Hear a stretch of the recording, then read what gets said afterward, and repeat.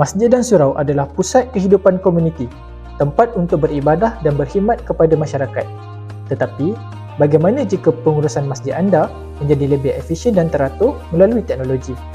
Memperkenalkan sistem pengurusan masjid, SISPAM, satu platform tunggal untuk pengurusan masjid dan surau di Selangor secara digital. Sistem pengurusan masjid, SISPAM, dimiliki oleh Majlis Agama Islam Selangor dan dibangunkan bersama Alphatech Global sebagai rakan strategi untuk pembangunan, pelaksanaan dan pengoperasian. Dengan teknologi cloud computing, SISPAM menyediakan sistem yang selamat, boleh diakses bila-bila masa dan di mana sahaja, membolehkan pengurusan yang lebih mudah dan efisien.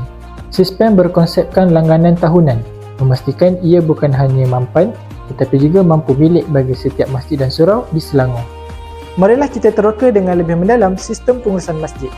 Di sini kami memperkenalkan aplikasi MAIS yang terbahagi kepada 3 komponen utama, MAIS Jaiz, Masjid dan juga Karya.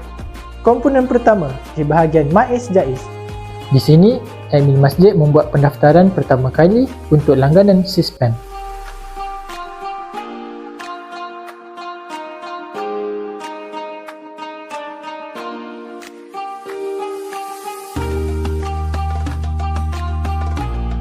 Sistem ini juga menyediakan laporan kewangan,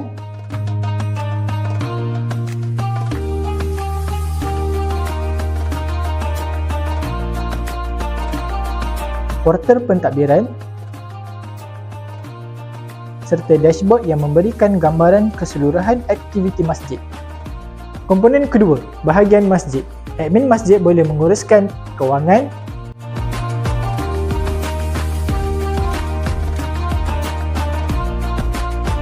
aset,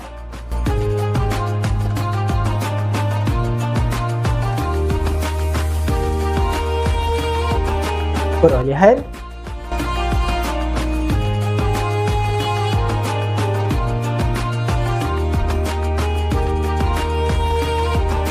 pembayaran,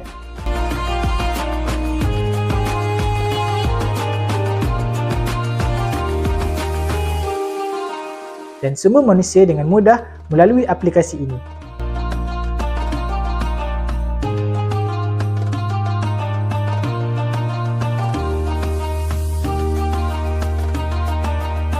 Komponen ketiga, bahagian karya.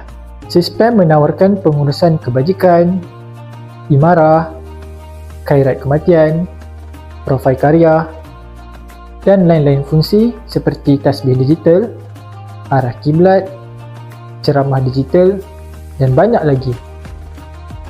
Dengan SISPAM, pengurusan masjid dan surau menjadi lebih teratur, efisien dan responsif terhadap keperluan komuniti. Daftar sekarang dan uruskan pengurusan masjid anda dengan lebih efisien dan sistematik. Hubungi kami hari ini untuk mengetahui lebih lanjut dan mulakan perjalanan anda dengan sistem pengurusan masjid yang canggih ini. SISPAM, mengurus masjid anda dengan lebih mudah dan teratur.